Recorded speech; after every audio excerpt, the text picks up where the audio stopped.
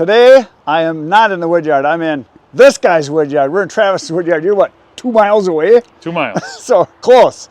And the reason I'm here is he has this. This is hickory. I don't have any hickory. I am out. So I called him and said, hey, I got a customer that needs some hickory. Can I buy some from you? And he said, absolutely. I'll sell you everything I got. I said, I'll sell you everything I got, and I'm going to charge you a whole lot for it. So basically, it's a guy that buys from me 2-3 times a year, and he's all the way in Green Bay. But a lot of times he buys 2 face cords at a time. This year he said just 1 is all he needs. But I don't want to lose him as a customer, so Nope. I'll probably break even on it with my driving and picking it up. But at least I keep him happy. And he actually is a guy that sent me 2 other customers. And you want to keep your customers that you have. Right.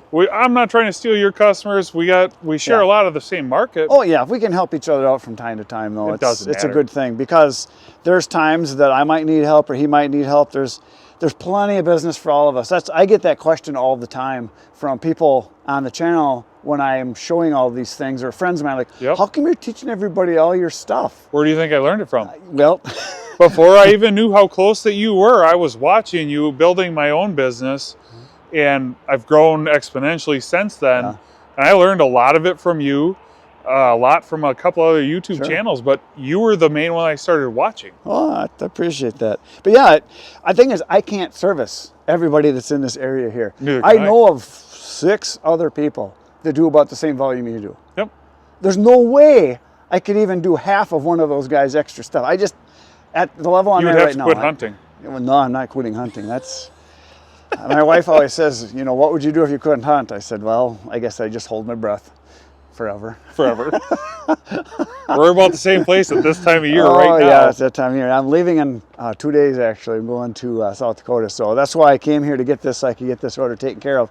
And I got another order on the way here. A guy called me and said, hey, when can you bring me one? I'm like, oh, tomorrow? Right now, because I got to get this done before I leave. I do, yeah. And I called 3 of my regular, really good customers that buy a lot of wood. And I told them, I'm going to be gone. Do you want wood today, tomorrow, or in 2 weeks? And they're like, 2 weeks is fine. So I'm like, good. So as long as you can schedule things out, that's what I've learned a lot of. This is my first year doing it full time. Right. Having to have things scheduled out, working with my wife to work on the planning. Oh, yeah. That's huge. Oh, boy. Yeah. That was a culture shock for me. Oh yeah, there's a lot of behind the scenes stuff for planning and coordinating and scheduling, and because we get a lot of our orders through email, believe it or not. It's just weird. People do that. They go right through email and do it. I'm getting a lot of emails, calls from referred customers who, oh, my neighbor bought wood from you. You get the cold calls and all that kind of stuff. You're like, how did you hear about me? I did a video on that either yesterday or the day before, referrals. Yep. Because I was going to a referral customer to deliver, that it was a referral from another customer, that was a referral from another customer. And on my way back from that referral, I got a call from the lady I just delivered to. No, her friend stopped over because she wanted to check the wood out and said, hey, can you bring me some? I said, when would you like it? She said, well, as soon as possible. I said, I'll be there in an hour. Believe it or not, I just had that this morning. I did a delivery, and it was helping the lady stack up in her garage, everything else like that. The neighbor comes over, starts talking, and was like, hey, can I get some more wood? I was like, I can get you by like Thursday. And he's like, set it up. Yeah, the coordinating and scheduling it out. There's a lot to it, because a lot of people think that you can just schedule them, you know, all on one day or back to back, or do a route of deliveries. It just doesn't work that way, because you're going that way and then you're going that way and then you're going that way. And the thing is a lot of people think, oh, we get 2 or 3 deliveries done at one time. Well, no. How do you keep everybody else's wood separate? Yeah. First of all, if you're using a dump trailer, it just doesn't necessarily work that way. I've done it a couple times. I've done it whether you do a partial dump, you slide it out, but right. then it's kind of not an exact science after that. I did 2 guys that were next to each other. They ordered a full cord, split it in half, and then they were jokingly arguing over each other that one guy got more I than did the it other. at a campground. He got more wood than I did. And they were just laughing and drinking anyway, so it didn't matter. One guy but it was funny. One guy said to me, he says, I'm going to come over and steal his wood when I run out anyway. So. That's how it goes. But one other time I did a delivery where it was same neighborhood, and they didn't even know each other, but it was literally a block away, and I knew I could have delivered on the same day. So what I did is I put the first half up to the front of the dump trailer, and then I took a tarp and put it across the back and up over, and I threw the next one on there, and then folded it and put some wood on it, so that all I did was I grabbed those 2 and I just pulled it. We pulled it right out, real easy to do. Well, that makes sense. And it worked really good.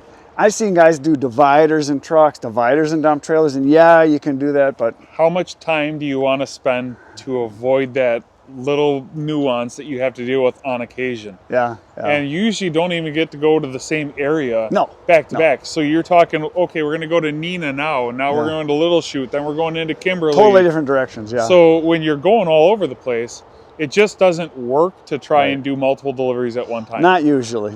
Plus, you got to reload. Plus, a lot of deliveries you do, as I know, there's a lot of them. I know I'm going into a very narrow driveway that I got to go around, and there's no way I'm going to have a trailer. So I'm taking the truck so that it's just easier. Or like this one is all the way in Green Bay. Why would I pull the trailer 30 miles all the way up there when I can just throw it in the truck? Cut your gas mileage way down when you're hauling a trailer. Well, and the wear and tear and tires and all that. Yep. It's just easier. So that's what we're gonna do. So we're gonna chuck this in right now.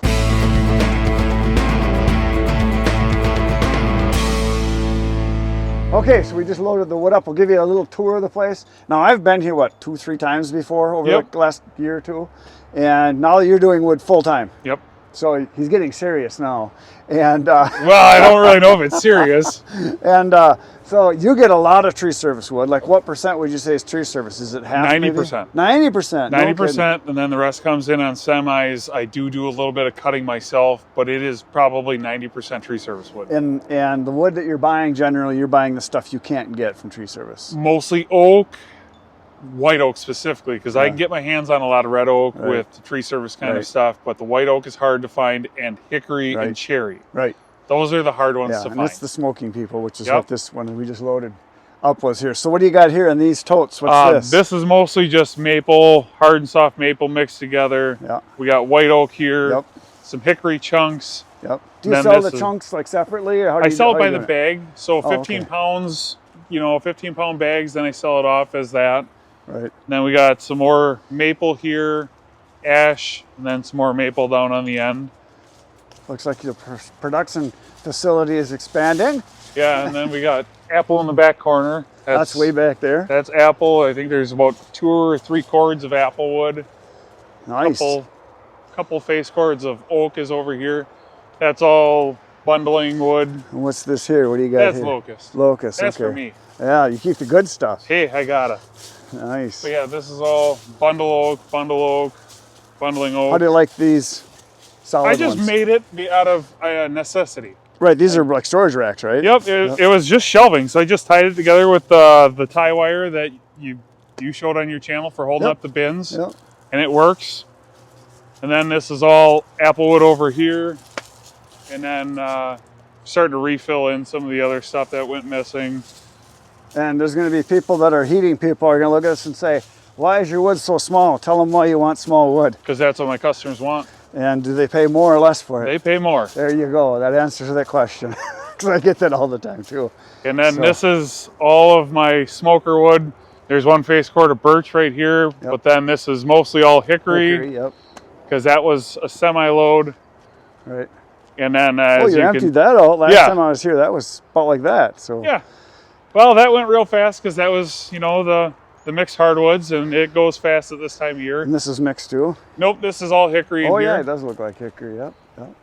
Mostly shagbark, or is there some smooth in Mostly shagbark. Yeah, and then what's this here? You got? That's some more hickory. And then here's a couple totes of locust. And here's some oak. And a couple more bins over here of mixed hardwood, which is mostly ash. So you're making your bins about 3 by 4 or 5, something like that? Yeah, this is what I found works best for me for getting the airflow and sunlight that I need. And you've got trees all the way around. So I have to play it smaller. So tell everybody, in a bin this size, how is the middle when you get down in there? Is it moldy? Is it wet? It's dry. Yeah, it's dry. It's dry. Yeah. So and then on the outsides we have more white oak, because I have a lot of barbecue customers. So you were telling me you got guys that come from far away just to get your stuff because they can't get any, right? I have a lot of people that come down from Michigan. I have people that come up from Missouri. I have several customers from Illinois, Ohio. Holy smokes. I also do deliver as far as Milwaukee, Big Green, like Big Green Lake. Nice. Those kind of areas. If you're willing to pay for it, I'll deliver it. Yeah, exactly. And there are people that don't care. No, they have several customers that do not care about the cost. No, I was just told a guy yesterday, I have a guy I deliver to, he gets a full cord every year, and it's in Apple Creek Estates. Yep. You know where that is? Yep. It's McMansions. Yep. most of the houses are like $2-3 million houses. I mean, literally huge houses. Yep. And so when I deliver the wood, he wants one face cord stacked in the garage. So I do that. And then he says, dump the rest in the second back tennis court. The second tennis court, not the first tennis court, the second one. See, I have a customer over there. Behind the pond and the pool. He only wants hickory wood. Yeah. I deliver it. I put it all inside of his garage. I Yeah, stack it up for him. Yeah. Has to be stacked. It all has to be even. Yeah. He will tell me if there's a bump in my pile, take that away and go with you. Yeah. He is obsessive compulsive about Is he everything. a doctor? No. Because I got a doctor like that. That it has to be like a laser. My doctor is in Nina, and he is the same way. And I mean, his bar in his garage is immaculate. Yeah, on the floor, immaculate. You know. I know when I leave, he goes through with a little tiny dustpan, sweeps up the little bit of wood shavings that's on the floor. It is pristine inside that garage. I have a couple of people I deliver to, and same thing for both of them. I get there and they got a tarp out in the garage. I have It's a like, lot of okay, those. I got to be very careful, and it's an enameled floor, so don't just bomb them out of there. To be very careful. And all this guy's telling you about that is the tennis courts.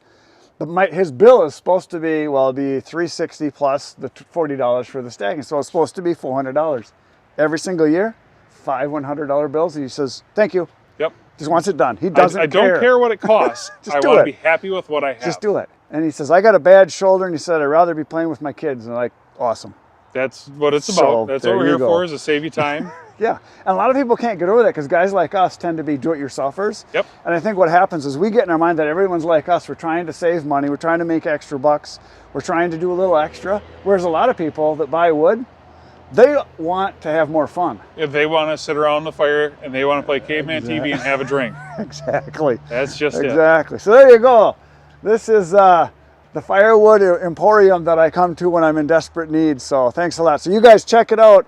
If you've got someone in your area that you can be a friend with and not fist fight over wood, there's not that much worry about it, because like we were talking, I can't take care of all my customers. No. That way it is. It's hard just to keep up. And you probably got all you can do to keep up. And there's what, 4 or 5 other guys we know of that are close by. Real close. And they're all busy. Yeah. So it's like dentists. They're gonna refer stuff to each other when they have to. It's just the way it is. Not that we're dentists. No, God, no. We're not that smart. So, No. so there you go. That's all we got for today. Thanks for watching. See you tomorrow morning. Good night, Irene.